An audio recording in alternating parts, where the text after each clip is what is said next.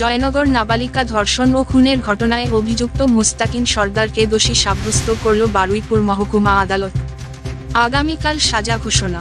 বারুইপুরের additional district session fast track কোর্টের বিচারক সুব্রত চ্যাটার্জি আজ এই রায় দেন। ঘটনার 61 দিনের মাথায় সাজা ঘোষণা করেন। আজ অভিযোগ থেকে জজ সাহেব দোষী সাব্যস্ত করেন। মোট 36 জন সাক্ষী দেন। 30শে অক্টোবর চার্জশিট জমা পড়ে 5ই নভেম্বর থেকে সাক্ষী শুরু হয়। 4 অক্টোবর নাবালিকা নিখোঁজ হয়। ওই দিনই রাত্রে মৃতদেহ উদ্ধার হয়, রাতেই গ্রেফতার হয়। রাত্রি 12টার পরে হওয়ায় দেহ উদ্ধার ও গ্রেফতার 5ই অক্টোবর হবে। জয়নগরের কেসে আজকে দীর্ঘ 61 দিন ধরে বিচার প্রক্রিয়া চলল। দীর্ঘ 61 দিন ধরে এই বিচার প্রক্রিয়ায় সমস্ত সাক্ষী যারা ছিল তাদের সাক্ষ্য গ্রহণ করা হয়েছিল। আজকে তার জাজমেন্ট ডেট ছিল। তা ঘটনা ঘটেছিল 4/10/2024 বিকালবেলায় একটি বাচ্চা মেয়ে 4-এ পড়ে, সে তার বাড়ি ফিরছিল। সেই সময় যে অ্যাকিউজ আছে সে তাকে তারপর থেকে সে মিসিং ছিল। সে মিসিং অবস্থাতে বা নির্যাতিতার বাবা তার সামনের যে পুলিশ ফাঁড়ি ছিল সেখানে গিয়ে একটা জিডি করে। তারপরে পরবর্তীকালে জয়নগর পুলিশ স্টেশন মামলাটা তদন্ত শুরু করলো। তদন্ত শুরু করার পর 5 তারিখ রাত্রির মানে সকাল 4 তারিখের পরে 5 তারিখে রাত্রির 12টা না 1টার সময় বাচ্চা মেয়েটি বডি উদ্ধার হয়।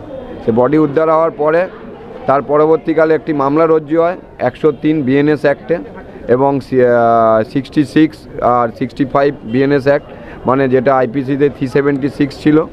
সেই মামলা উদ্ধার হওয়ার পরে ডিফ্যাক্টো কমপ্লেন মানে আমি নির্যাতিতার বাবার আইনজীবী হয়ে আমরা মহামান্য অনারেবল হাইকোর্টে মামলা ফাইল করি, রিট পিটিশন অনারেবল জাস্টিস তীর্থঙ্কর ঘোষের অর্ডারে।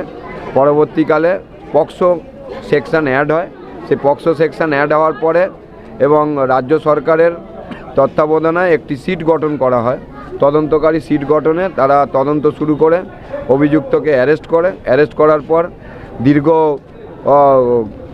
তদন্ত করার পরে ওনারা 4/11/30/2024 চার্জশিট ফাইল করে against the sole accused Mustakin সর্দার।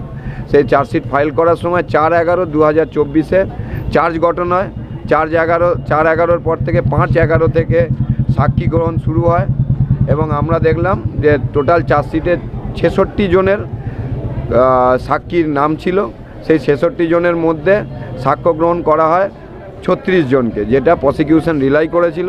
36 জনের সাক্ষ্য গ্রহণ করার পরে এবং বিভিন্ন টেকনোলজি এবং ডিএনএ ফরেন্সিক রিপোর্ট করে মহামান্য আদালত আজকের অভিযুক্তকে দোষী সাব্যস্ত করেছে।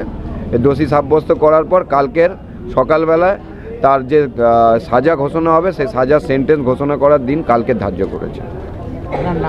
সুব্রত সর্দার, আইনজীবী। 5ই অক্টোবর বারুইপুর আদালতে পেশ করা হয় অভিযুক্তকে। 8ই অক্টোবর এই ঘটনায় সিট গঠন করা হয়। 30শে অক্টোবরের 25 দিনের মাথায় চার্জশিট জমা করা হয় বারুইপুর আদালতে। 4 নভেম্বর থেকে ট্রায়াল শুরু হয়। 5ই নভেম্বর সাক্ষীরা অভিযুক্তকে চিহ্নিত করে বয়ান দিতে শুরু করে। এদিন আদালতে আসেন কুলতলি বিধায়ক গণেশ মণ্ডল, পাশাপাশি বারুইপুর এসডিপিও অতীশ বিশ্বাস, জয়নগর থানার আইসি সহ পুলিশ আধিকারিকরা ছিলেন।